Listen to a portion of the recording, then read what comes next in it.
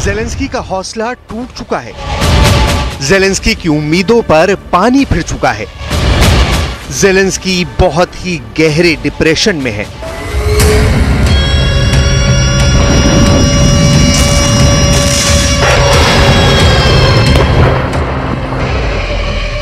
क्योंकि अब पुतिन को बहुत बड़ा मौका मिल गया है और पुतिन ने ऐसी एयर स्ट्राइक का प्लान बनाया है जो बखमूत में आखिरी अटैक के साथ कीव पर बहुत बड़े हमले की शुरुआत कहा जा सकता है। पुतिन के फाइटर जेट इस वक्त बम से लोड किए जा रहे हैं क्योंकि यह खबर पक्की है कि यूक्रेन के एयर डिफेंस मिसाइल खत्म हो चुके हैं या खत्म होने की कगार पर हैं। ज़ेलेंस्की का मिसाइल गोदाम के बाहर आउट ऑफ स्टॉक का बोर्ड लग चुका है, यानी गोदाम में अब मिसाइल खत्म हो चुके हैं।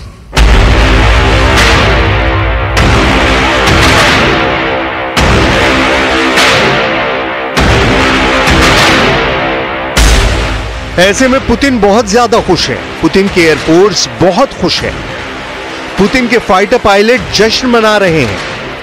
पुतिन के लड़ाकू विमान अब यूक्रेन के मिशन के लिए पूरी तरह तैयार कर दिए गए हैं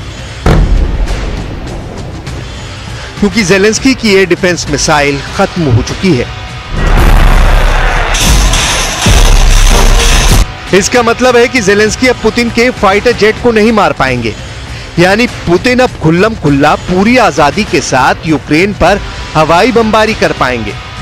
यूक्रेन के पास एयर डिफेंस मिसाइल खत्म हो जाएगी, ये बात लीक हुए पेंटागन के सीक्रेट डॉक्यूमेंट पे बताई गई थी और साथ में ये भी कि अप्रैल खत्म होते होते ज़ेलेंस्की के सामने सरेंडर करने का खतरा खड़ा हो जाएगा। ऐसे में क्या ज़ेलेंस्की हथियार डालेंगे और सरेंडर कर देंगे?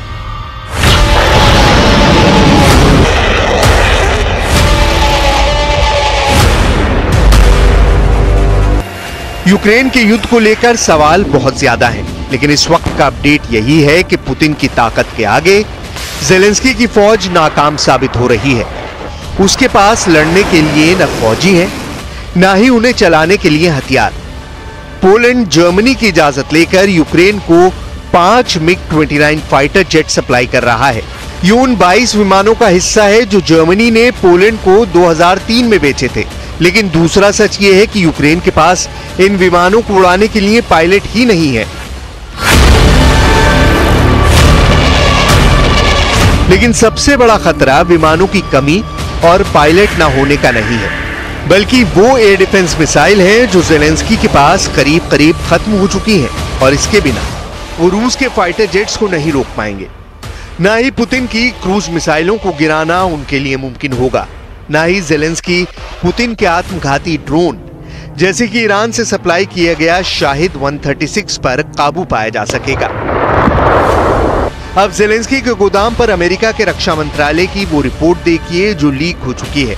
इस रिपोर्ट में बताया गया है कि ज़ेलेंस्की के गोदाम में मिसाइलें खत्म हो रही हैं। ज़ेलेंस्की कैलेंडर देख रहे हैं और 2 मई की तारीख पर आकर उनकी निगाहें टिक जाती हैं क्योंकि यही दिन है जब उनके पास आखिरी मिसाइल बचेगी।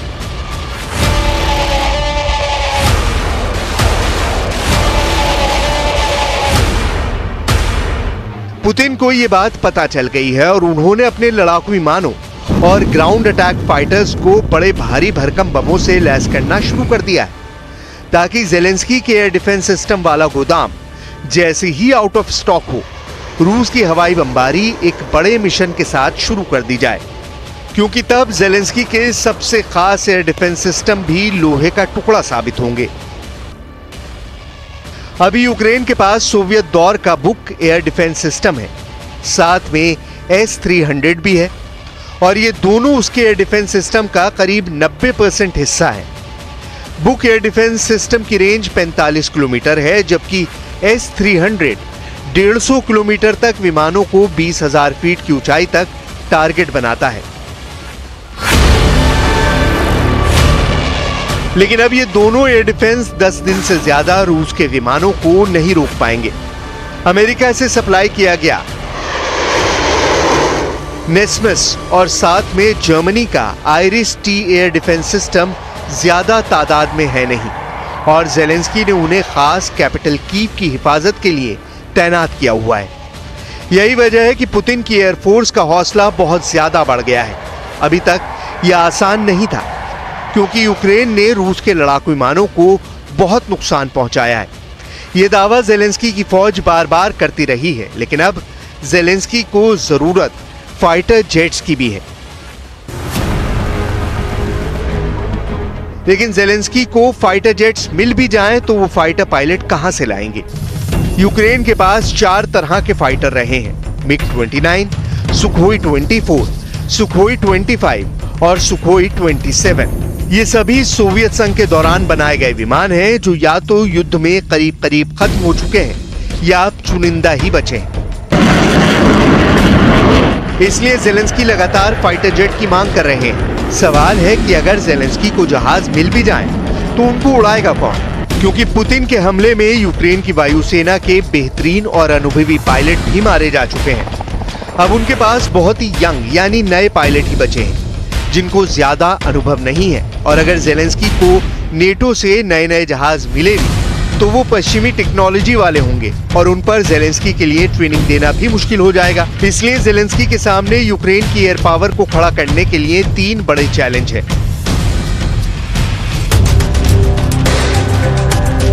पहला, यूक्रेन को नेटो से लड़ाकू विमान मिलने चाहिए ताकि रूस को काउंटर कर सके।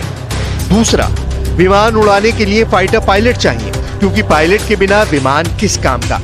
तीसरा, पायलट को तैयार करने के लिए वक्त यानी उनको ट्रेनिंग देने के लिए कम से कम 6 महीने चाहिए। इसमें 3 महीने उड़ाने की ट्रेनिंग और अगले 3 महीने उसे उड़ाकर बमबारी या लड़ने की ट्रेनिंग शामिल है।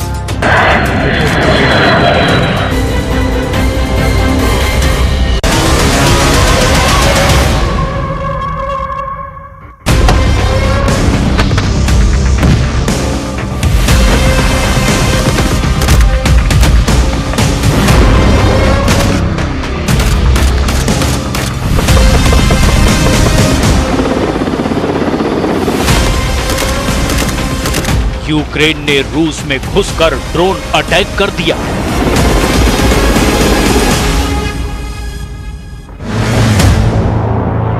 अब पुतिन किसी भी वक्त ज़ेलेंस्की से बदला ले सकते हैं।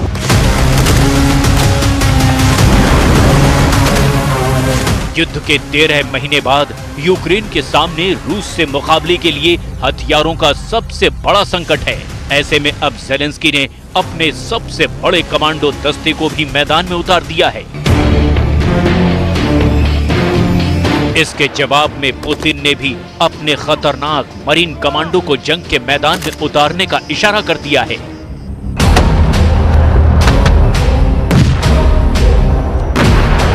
ऐसे में सवाल ये है कि क्या यूक्रेन की जंग में अब पुतिन और ज़ेलेंस्की के कमांडो आमने सामने होंगे?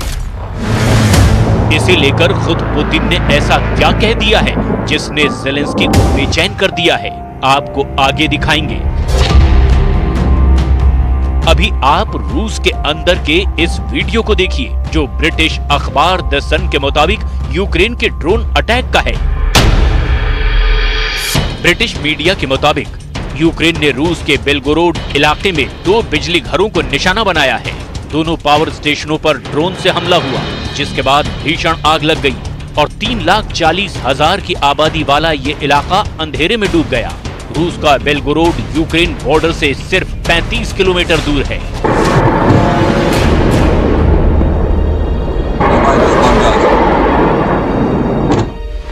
बेलगोरोड में यूक्रेन की तरफ से अक्सर ड्रोन हमले होते रहते हैं, लेकिन उस रफ्तार से नहीं जैसे रूस कीव को ड्रोन से निशाना बनाता है।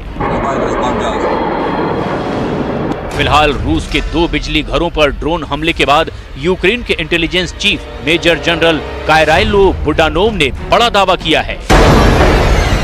उनके मुताबिक रूस के बिजली घरों पर यह हमला कोई हादसा नहीं, बल्कि रूस इस तरह से लगातार जल रहा है। इस ड्रोन हमले को बखमुत में रूस के कहर का जवाब भी माना जा रहा है, जिसे पुतिन की सेना ने बारूदी हमले में पूरी तरह से बर्बाद कर दिया है।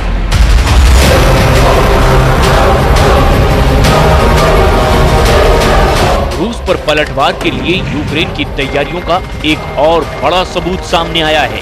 ये ज़ेलेंस्की का सबसे खतरनाक कमांडो दस्ता DOZOR है।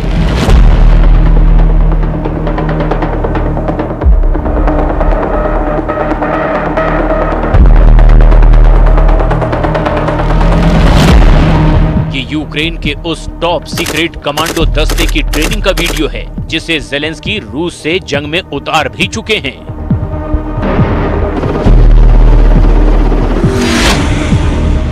DOZOR यूक्रेन का एलीट बॉर्डर फोर्स है जिसमें यूक्रेन के सबसे जांबाज जवान शामिल हैं। DOZOR यूनिट को सीक्रेट मिशन को अंजाम देने में महारत हासिल है। इस कमांडो दस्ते में यूक्रेन की स्टेट बॉर्डर गार्ड सर्विस के सबसे ताकतवर जवान शामिल होते हैं। साथ ही कुछ ऐसे आम लोग भी DOZOR का हिस्सा बनते हैं जिन्हें यूक्रेन में सुपरमैन का रुतबा हासिल होता है। दावे के मुताबिक राष्ट्रपति व्लादिमीर ज़ेलेंस्की की सुरक्षा इस दस्ते की सबसे पहली जिम्मेदारी है, खासकर तब जब ज़ेलेंस्की विदेश दौरे पर जाते हैं तो वो DOZOR के घेरे में ही रहते हैं। ब्रिटिश अखबार डेली मेल के मुताबिक यूक्रेन के DOZOR कमांडो बेहद क्रूर माने जाते हैं। इस यूनिट के जवानों को जमीन, समंदर और आसमान हर जगह दुश्मन से निपटना बखूबी आता है। ये रात के अंधेरे में भी अपने ऑपरेशन को कामयाबी के साथ अंजाम दे सकते हैं। DOZOR यूनिट की शुरुआत साल 2002 में हुई थी। यूक्रेन की मजबूत बॉर्डर फोर्स की 53,000 जवानों में से कुछ चुनिंदा जाबाजों के साथ इस दस्ते का गठन हुआ था। रूस और पुतिन के डर से यूक्रेन का ये कमांडो दस्ता पूरी तरह से सीक्रेट जिंदगी जीता है। दावे के मुताबिक यूक्रेन के DOZOR कमांडो को रूस से जंग के बीच अमेरिका ने भी ट्रेनिंग दी थी।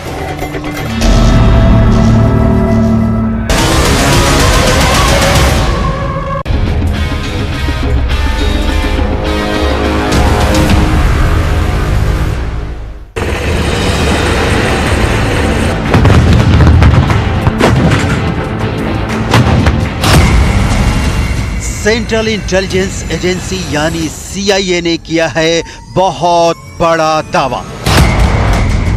क्लासिफाइड फाइल्स में हंगरी के पलट जाने की रिपोर्ट छपी है। पोलैंड के बाद हंगरी होगा यूक्रेन को हथियार सप्लाई करने का सबसे बड़ा रूट। हंगरी को रोकना अब पुतिन के लिए होगा सबसे बड़ा चैलेंज।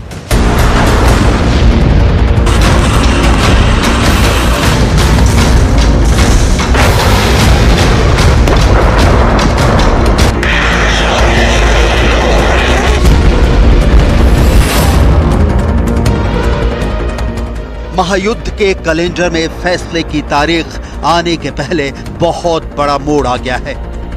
रूस के राष्ट्रपति व्लादिमीर पुतिन, जिसे अब तक अपना मित्र मानते थे, उसने धोखा दे दिया है। चोट ऐसी है कि अब अपने मिसाइलों का मुंह पुतिन को इस दोस्त की तरफ करना होगा।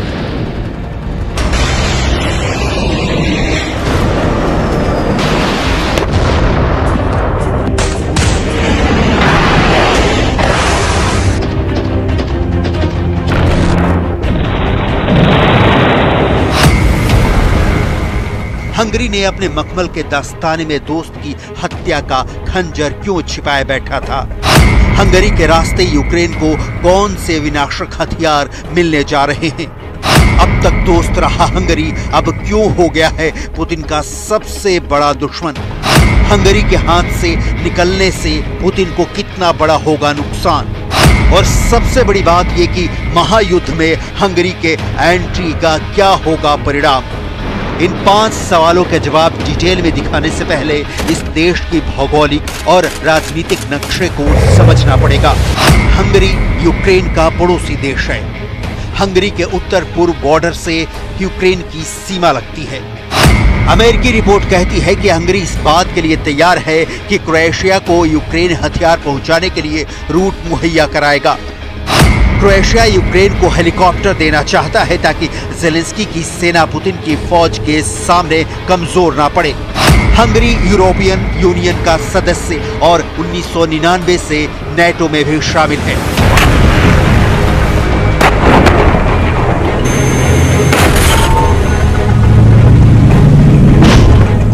बावजूद इस तथ्य के हंगरी अब तक रूस का साथ देता रहा है। यूरोपियन यूनियन के देशों में सिर्फ हंगरी ऐसा देश है जो पुतिन के खिलाफ कभी खड़ा नहीं हुआ। यहां तक कि हंगरी के प्रधानमंत्री विक्टर ऑर्बान ने दोनों देशों के बीच शांति स्थापित करने की कोशिश तक की है। भले ही इसका अंजाम नहीं निकला और महायुद्ध में मिसाइलों की गर्जना कम नहीं हुई।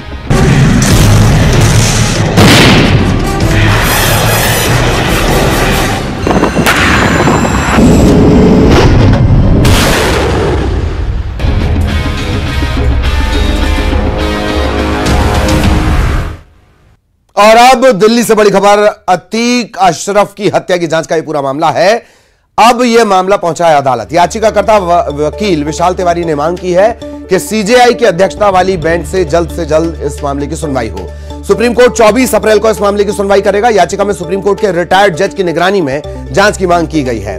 याचिका में 2017 से उत्तर प्रदेश में अब तक हुए, दरअसल ये जो एनकाउंटर हुआ 183वां है, अतीक के बेटे का और शूटर गुलाम का, ये 183वां एनकाउंटर है। इसकी जांच सुप्रीम कोर्ट के रिटायर्ड जज की निगरानी में एक एक्सपर्ट कमेटी से कराने की मांग इस याचिका के जरिए की गई है, जो वकील विशाल तिवारी ने दाखिल की है।